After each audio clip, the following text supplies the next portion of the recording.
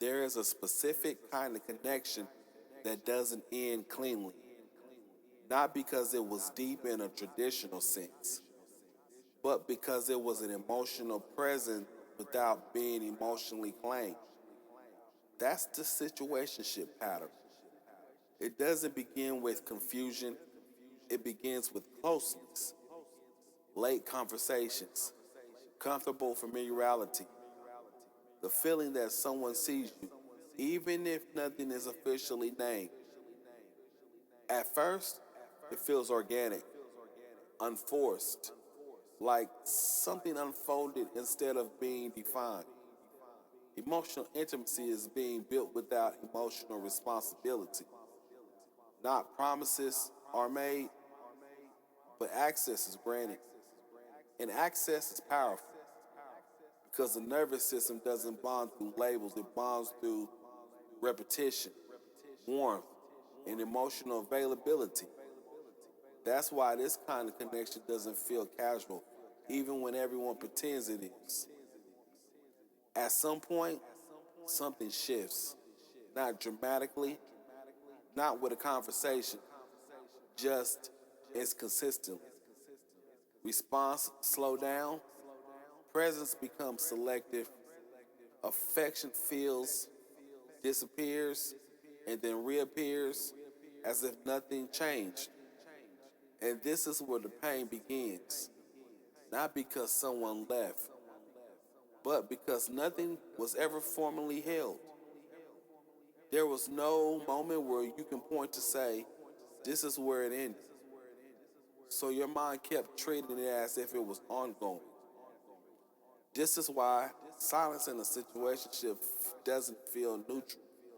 Silence lands after closeness, after emotional access, after shared vulnerability. Your system isn't reacting to absence, it's reacting to an interrupted bond. That's why silence hurts more than a goodbye. A goodbye acknowledges what existed. Silence erases without explanation. And when you're there, no explanation, the mind fills the space with meaning. This is how the loop forms. Not because you're weak, not because you imagine something, but because the connection never had a defined edge. You're not grieving a relationship. You're grieving potential that was emotionally fed but never grounded. And somewhere along the way, your roles quietly formed. One person became the emotional anchor, the steady presence, the understanding one, the safe one.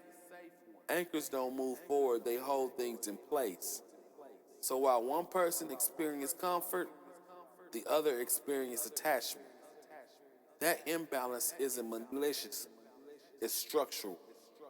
Being needed feels like being chosen until you realize those are different experiences. One creates reliance, the other creates direction. Situationships blurs that difference is just enough to keep both people emotionally engaged, but not equally invested. The hardest part of this pattern isn't the ending, it's the ambiguity. You replay moments because they were real. You question yourself because the outcome wasn't. And without clarity, the mind turns inward. Did I misread it? Was I too much? Was it ever what I thought it was? Because this pattern doesn't come from misreading. It comes from emotionally proximity without emotional commitment. From being close enough to bond, but never close enough to be held. That's why it lingers. Not because you can't let go, because nothing ever clearly ended. Here's the part most people never say out loud. The pain isn't that they didn't choose you. It's that they stayed close enough to make choice feel implied. And when implication replaces intention, the body carries confusion as attachment. Some connections don't break your heart, they suspend it. That's the situationship pattern. And if it felt uncomfortably accurate, it's because you lived it inside. Not because there's something wrong with you. It just finally has a name.